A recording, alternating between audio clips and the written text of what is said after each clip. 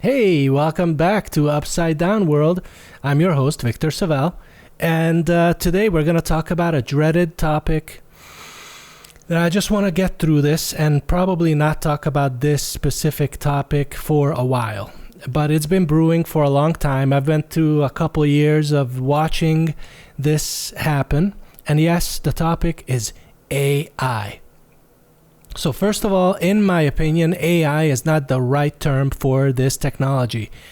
AI means artificial intelligence, and these tools are not intelligent. If you really think that intelligence just comes down to statistical analysis of orders of words, if you think that that's all our brain is doing, then I think you're wrong. I think we're much more complex than that. I think we're orders of magnitude more complex than that. And calling it AI is just feeding this hype that we've been seeing. Big tech has totally lost its mind in the past, I'd say even 5-6 years.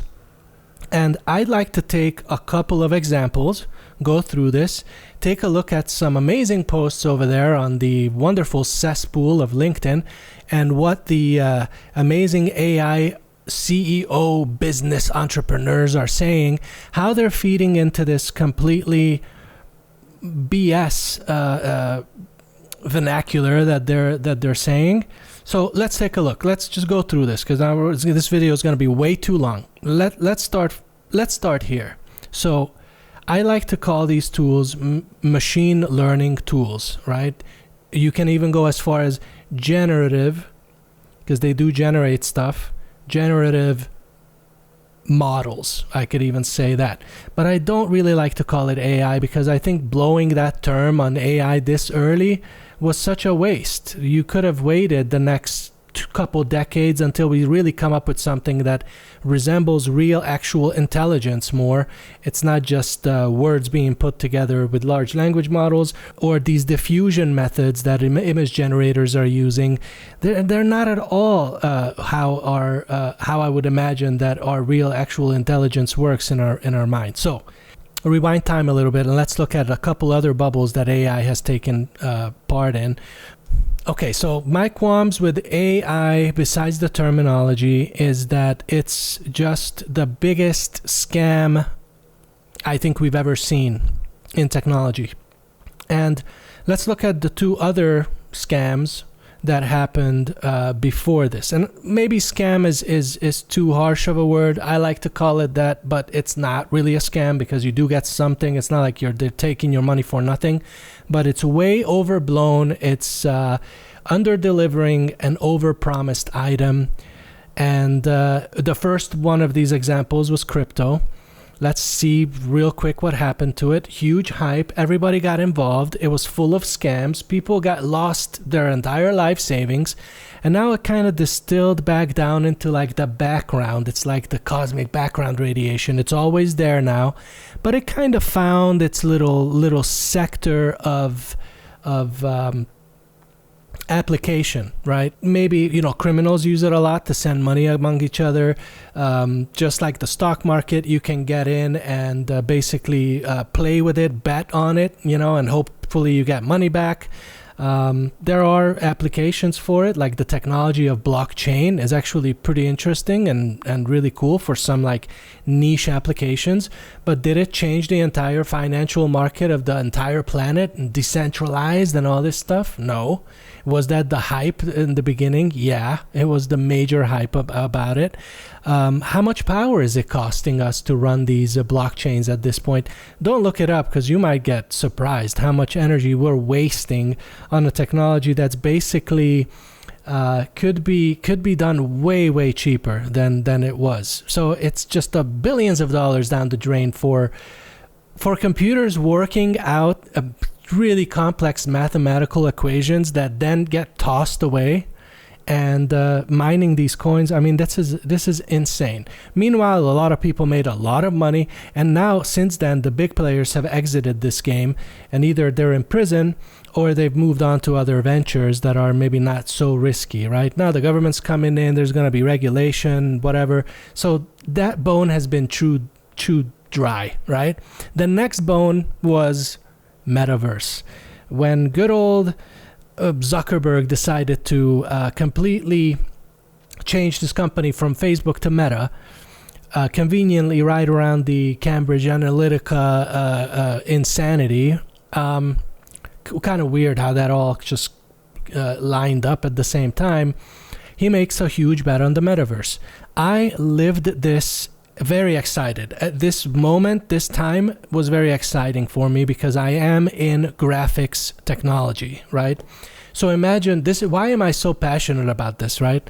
Imagine, I mean, you find what you like to do in your life. Not everybody's so lucky. I know people around me that have been lost their entire lives. They never found their true calling, their true passion, something where they could sit down any time of day and just get lost in this magical world and somehow find a job in this field, right?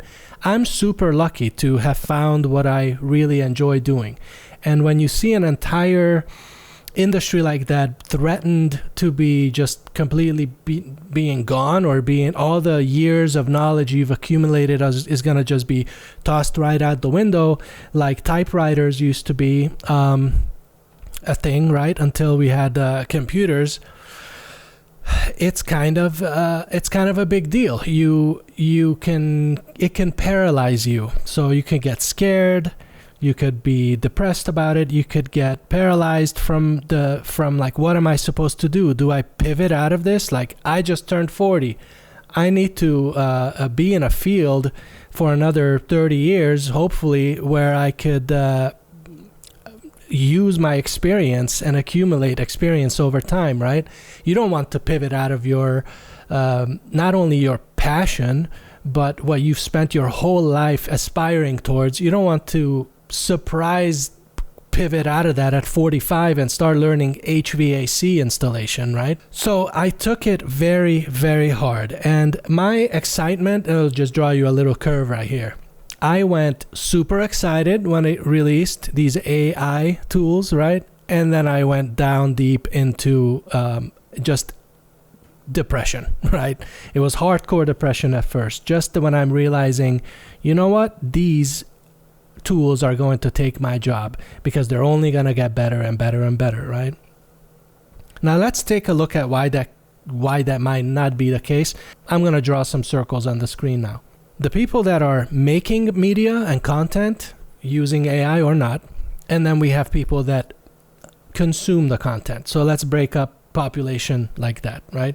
Let's say on the top we have creatives in a bubble. Let's just say this represents creative technologists, technology people that create. Okay, so this is a huge bubble of all kinds of artists, right? And then on the right side here we have business people. One is using the tools, the other one is selling the product that the tools made.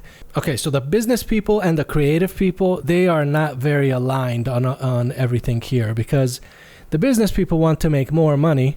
They see the dollar signs and they just say, wow, these tools, let's make them better. Let's work on them so we can get rid of all these tech guys that we always have to hire, these creatives. We're just wasting all this money on these creatives. This tool can do what the creative did for a fraction of the cost and a lightning fast, light speed, compared to this loser that was just learning and went to college and learned all this stuff for years, maybe a decade, that we're hiring and has a family and we're paying them. No. Doesn't matter. This is business, nothing personal. We need to get rid of that human and we're going to replace them with AI. So that's the business. That's the business look, right? We can look at a genius right here who posted on LinkedIn, Chinese AI just made 3D studios obsolete. Alibaba's LHM can save you $10,000 per project overnight. While you're burning cash on slow 3D modeling, China's tech is winning. LHM turns a single photo into a 3D animatable human in seconds. No studio, no big budget, just results. What are clothing, faces, textures, all perfect, no post-processing. So this, first of all, I get it. There's a lot of these are engagement baiting, right? You're gonna get upset, you're gonna get pissed off. Now it's talking Chinese AI, Ferris, Bernie. This guy might be an AI himself. So Do I take this seriously, like on the face of it, like this guy actually saying this? No, I think it's probably one of those engagement posts, but these are being shown to other people, so it is spreading this kind of idea and worry, and a lot of people worry about these things. Let's not worry about it, okay? Business people will always see AI as this amazing opportunity to make money. Creative people will see AI as either a threat in some ways, because at a lower rungs of the ladder in the creative field, there could be some very repetitive tasks that these tools can reliably replace. But it's a very, very small section of work right now. But of course, that's going to expand. But if you want these tools to just provide you with amazing content right out of the gate, it's going to generate slop. And creatives really don't like it. I, for example, don't like it because, one, creating and the struggles and challenges of the creation process is what makes the end result a fulfilling product or a fulfilling task. So again, when you get something done that was a really difficult task, not like overly difficult where you just have to do crazy stuff for no reason, but even if you're really good at what you're doing, you can get a project done that had some head-scratching moments, and when you get those done, that is super rewarding. When you're done with that, you feel like you accomplished something, you feel like you have purpose, and other people watching that and being impressed by it, other people, the consumers, they like to consume high detail, well done things, art that was done by other humans. That's the only part of this whole video and my thought process that's kind of a hopeful bet on the future, that people and humans will always enjoy what other humans made, because they also realize that it's the process and it's our humanity in the work that makes it special. For example, I was in electronic music for a long time, still love all kinds of electronic genres. And, you know, one of the experiences is being a DJ or going to a party where there is a DJ. When you listen, and I love DJing as well. When you go to a live DJ event, you might hear the DJ mess up a little bit. You might hear some beat matching mistakes. Like slight ones. And if you hear like a really good DJ, you also can hear them fix it right away. You can hear them kind of adjust one of the tracks a little bit. I love that. I love the fact that someone is doing that live, and that to me is one of the biggest things about it. If it's just a computer doing it, of course it's going to be perfect. I'm not going there for perfection. I'm going there to listen to somebody's journey that they're taking me on with this set, with this 1 hour, 2 hour set, right? If the DJ is good, there's going to be an experience about it. There's going to be a curve of this experience. That's why I go there. The same thing, what I think about movies, right? So I'm betting on the fact that there will always be humans, more humans that want to see human-made things than there are opportunistic or like careless viewers that will just enjoy slop. Because if we have creatives and business guys up here that are making this stuff, then we have the discerning audience and the non-discerning audience here on the bottom. And what size, which one is what size? I don't know. Are we going to have a bigger non-discerning audience over time because AI is getting better?